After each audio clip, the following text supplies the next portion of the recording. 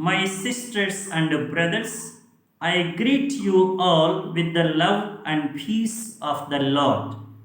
I invite you to meditate together with me on the Holy Word of God of 20 June 2022.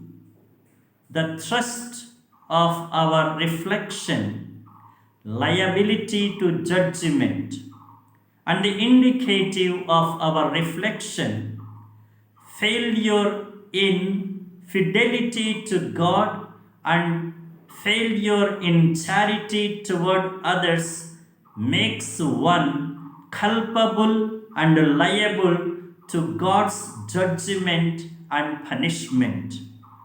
In both the readings of the day, there is one common theme that can be elicited, and that is judgment. Israel becomes liable to God's judgment and subsequent punishment in the form of foreign invasions, exile, and slavery. This is because of their sinfulness and infidelity to their true God. They totally forget God's mighty intervention and works in their history.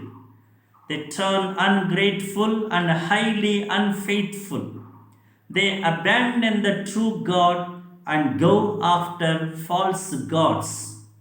Despite the warnings through many prophets, they would not listen.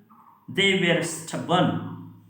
They despised his statutes, his warnings, and his covenant.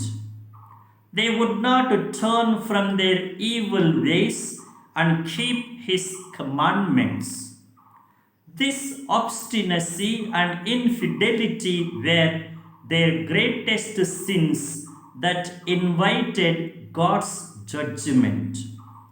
Similar was the case of the Pharisees and scribes in the time of Jesus. They were stubborn and self-righteous. They would not listen to Jesus.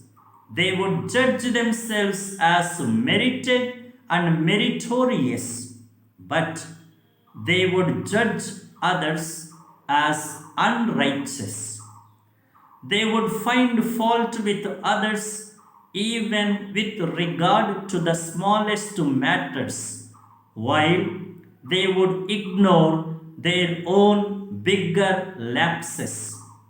They see eagerly even the speck in the other's eye, while they close their eyes even to the big log in their own eye.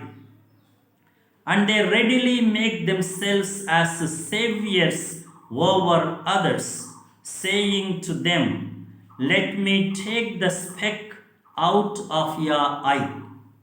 Therefore, stop this judgmental attitude toward others in which we judge them hastily, wrongly, and uncharitably. Let us remember that the more we are judgmental, the more we will become judgment liable before God. So, instead of judging others, it is better that we judge ourselves.